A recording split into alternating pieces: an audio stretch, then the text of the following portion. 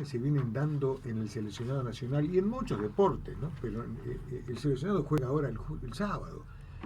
Hace, hace tiempo que venimos hablando del tema y a veces parece como que repetimos mucho el tema de las lesiones en el deporte, fundamentalmente en el fútbol y en el caso particular nuestro, que somos tan apasionados por la selección y por el mundial que se nos viene.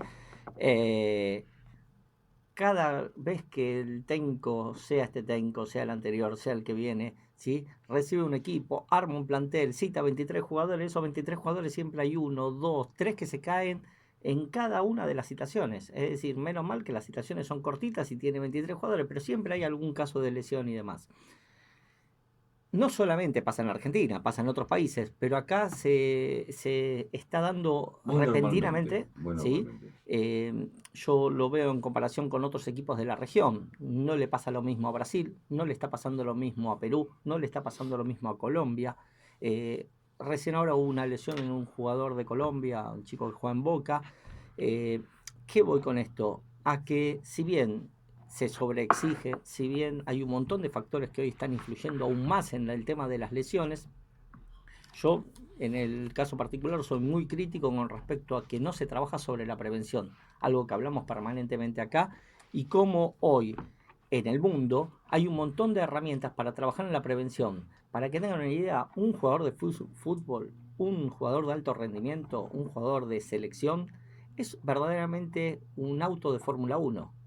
Sí, claro, Yo Claro. sí, sí, lo claro. tengo que hacer competir y tiene que mínimamente llegar a la Rendir a full. final, a la final de la carrera. Si no me corre, ¿sí? No está para correr Fórmula 1. Entonces, siempre digo eso, que tenemos que, por lo menos los que trabajamos en el área de salud, focalizarnos en trabajar en la prevención, ¿sí? En la segunda tanda que vamos a hablar hoy durante el día, vamos a charlar cuáles son las principales lesiones que se dan en el fútbol, por qué se dan, ¿sí? Y algo fundamental que es cómo trabajamos en la prevención, ¿sí? Porque una cosa es decirlo. Yo vengo ahora de congresos y ferias y se habla permanentemente de esto. Imagínense que es algo que mueve tanto público, que mueve tantos profesionales, que Y mueve tanta la tanta economía. plata. Entonces, eh, Claro, sí, sí, indudablemente. después hay otro problema grande que lo tienen los profesionales que trabajamos en esa área. Yo trabajé 17 años en el fútbol y un día dije, me corro dejándole lugar a quienes hoy trabajan en el fútbol y tienen nuestros productos. Entonces trabajo más que nada desde un soporte, un asesoramiento a los profesionales que están trabajando en instituciones deportivas de alto rendimiento. A lo que voy es al hecho de que muchas veces cuando uno trata de colaborar, el egocentrismo de los profesionales, la falta de compromiso y el poco tiempo que tienen quizás para lo que es la investigación, el ir en búsqueda de nuevas herramientas verdaderamente para prevención, Puede ser que se hace de que se queden, eliminen. es decir, hay una sensación de que se quedan, ¿no? En un punto y Yo, no se avanza yo no lo más. tomo a mal, pero a veces me suele pasar. Yo trabajé 17 años. En el año 98 Pero no es estuve... tu caso, básicamente. Vos sos un tipo que avanzás y estás siempre No, en a investigación. lo que es el hecho de que en el año 98 hice mi primer pretemporada con el Club Tristán Suárez de Ezeiza.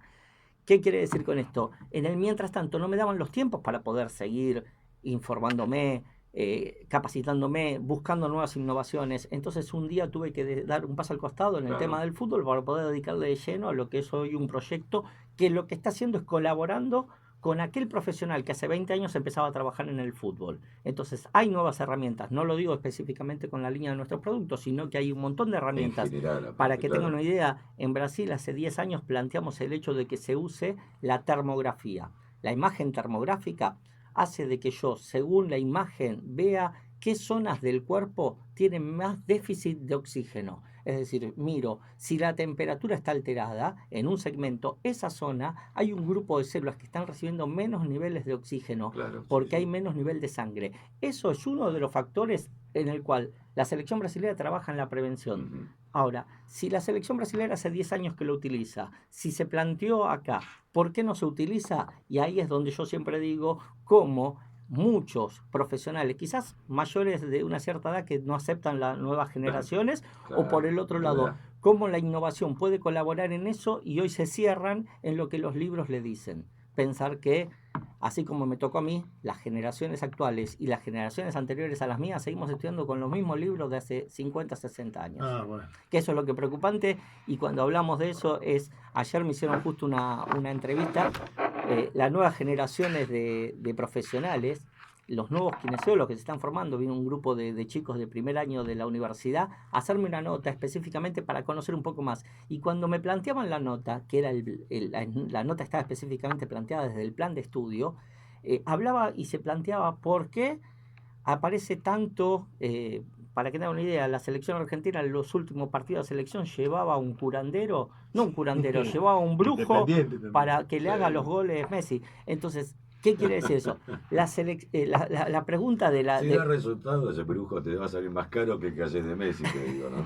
A lo que voy es al hecho de que ayer me preguntaban por qué aparece el curanderismo, por qué aparecen las terapias alternativas, por qué profesionales en el área de la salud, de la medicina, de la kinesiología, empiezan a usar de vuelta las ventosas, la acupuntura, las terapias ancestrales que se fueron perdiendo y que hoy vuelven a tener fuerza. Sí, tienen vigencia Pero nuevamente. ¿qué pasa? Les decía a las chicas, imaginen que si hasta el último de los profesionales, el peor promedio de una universidad, sea privada, pública o de cualquier índole, cualquier curso que se haga, cualquier profesional, cualquier persona que haga un curso de masajista, un curso de terapias alternativas y demás, todos tienen trabajo. Evidentemente hay una problemática muy seria con respecto a la educación, con respecto a lo que es la medicina tradicional, las falencias que está teniendo, o la gente se está empezando a dar cuenta de no solamente las falencias, sino las debilidades que tiene y cómo se vive del paciente, cómo se vive del enfermo, que es lo que tantas veces hablamos, ¿sí? El gran problema que tenemos hoy, tanto en la formación como cuando ya nos recibimos, es el hecho de entender que los conocimientos son para transmitir, no los conocimientos son para quedárselos.